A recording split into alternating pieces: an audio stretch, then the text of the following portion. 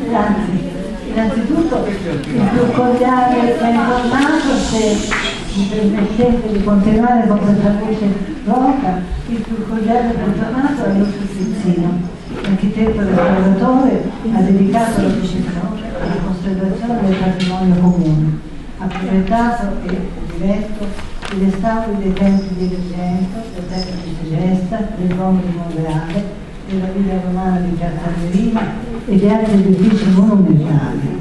Autore di numerosi saggi e volumi di archeologia, storia dell'architettura, tecnica della strada e analisi dei territori storici, si dedica alla fotografia come secondo mestiere prediletto. Primo adesso mestiere prediletto. Nel libro che offre oggi alla nostra riflessione, Ansietà, Tizzino riesce a immortalare il lato più ansiogeno dell'ambiente e dei suoi animati.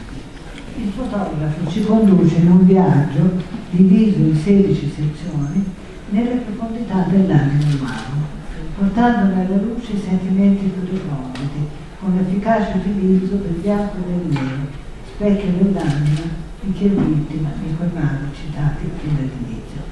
Guardando le foto si viene pervasi da un senso di solitudine e di vulnerabilità, come se si fosse prigionieri e non si riuscisse a slegarsi dalle catene, se si avesse qualcuno con cui condividere il proprio malessere. Neanche la natura ritratta in quelle foto riesce a dare conforto. È una natura fredda, distante, una natura immensa, che fa risuonare ancora di più gli echi della solitudine, in una visione quasi romantica. Non tutte le foto però lasciano in eredità inquietudine e malinconia. Ansietà significa anche attesa, frenesia, dinamismo, movimento, corsa contro il tempo. Ecco che dalle foto emerge quindi anche un senso di speranza, di fiducia, di proiezione verso il futuro e verso gli altri. Nell'occasione ricordiamo Rosanna Lepperini con l'offerta a tutti i presenti di un libro illustrato che verrà dato alla fine dell'incontro. Con noi abbiamo Giuseppe Marcenaro, nato a Genova, scrittore, storico e critico d'arte italiano. Tra i suoi libri ricordiamo Genova e le sue storie, Carte inquiete, Cimiteri, Ammirabili Flix, libri, storie di passioni, manie e infamie e una sconosciuta moralità, quando Verlaine spalò Ramon. E Pietro Boragina, nato a Genova, svolge la sua attività artistica tra pittura, teatro e letteratura tra la sua città natale e Roma. Dopo essersi laureato in lettere, si è dedicato al teatro, frequentando per 3 anni la scuola del teatro stabile di Genova.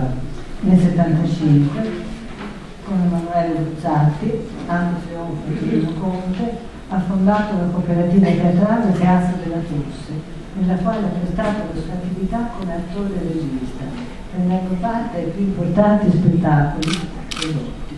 Interessato vivacemente alla fotografia e al cinema, è fortemente attratto dal rapporto tra pittura, cinema e fotografia, ed è in quest'ambito di ricerca, attraverso l'espressione visiva, che inizia a dipingere. Pittura dell'interiorità che esprime il disagio e la meraviglia della propria condizione di individuo di fronte al mistero universale. Le opere di Pietro Boragina sono presenti in numerose collezioni pubbliche e private in Italia e all'estero. Io non so come avete deciso, che se state zitti si sente benissimo. Ecco, prego, Pietro.